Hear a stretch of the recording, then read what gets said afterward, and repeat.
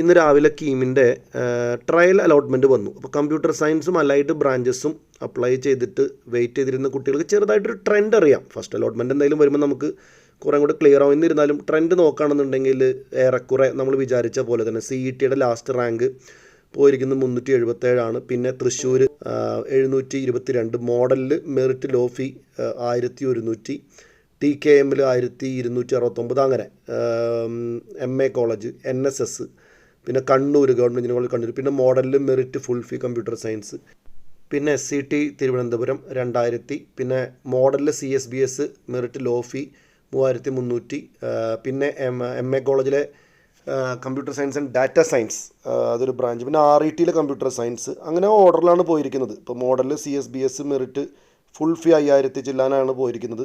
പിന്നെ ബാർട്ടണിൽ IT, മുത്തൂറ്റിലെ CS, മെയ്സിലെ AINML കണ്ട ഈ റാങ്കൊക്കെ നിങ്ങൾക്ക് കാണാൻ പറ്റും. ഇതാ ഓർഡറിൽ തന്നെയാണ് പോയിരിക്കുന്നത്. ഫിസാറ്റ് 6700 ആണ് പോയിരിക്കുന്നത് ചെങ്ങന്നൂർ.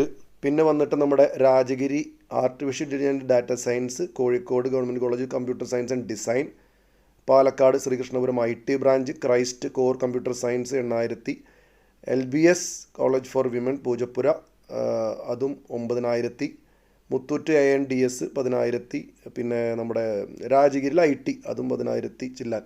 അപ്പോൾ ഇതാണ് ഒരു ട്രെൻഡ് കേട്ടോ. കമ്പ്യൂട്ടർ സയൻസിൻ്റെയും അലൈഡ് കോഴ്സുകളുടെയും ട്രയൽ അലോട്ട്മെൻറ്റ് ചെറിയ വ്യത്യാസങ്ങൾ ഫസ്റ്റ് അലോട്ട്മെൻറ്റിൽ വരാം. പക്ഷേ നിങ്ങൾക്ക് ഏകദേശം നിങ്ങളുടെ റാങ്കും ഇതൊക്കെ വെച്ചിട്ട് നിങ്ങൾക്ക് ഫസ്റ്റ് അലോട്ട്മെൻറ്റിൻ്റെ ഒരു ട്രെൻഡ് ഇതിൽ നിന്ന് മനസ്സിലാക്കാം. ഓഫ് കോഴ്സ് സെക്കൻഡിലും തേർഡിലും റാങ്കുകൾ വീണ്ടും താഴത്തേക്ക് പോകും. പക്ഷേ നമുക്ക് പിന്നീട് സെക്കൻഡിലും തേർഡിലൊക്കെ അത് എങ്ങനെ ചേഞ്ച് ആവുമെന്ന് വെയിറ്റ് ആൻഡ് വാച്ച്. അപ്പോൾ കമ്പ്യൂട്ടർ സയൻസ് റിലേറ്റഡ് ബ്രാഞ്ചിൻ്റെ ടോപ്പ് റാങ്കുകളുടെ ഒരു ട്രെൻഡ് ഏകദേശം ഈ രീതിയിലാണ് പോയിക്കൊണ്ടിരിക്കുന്നത്.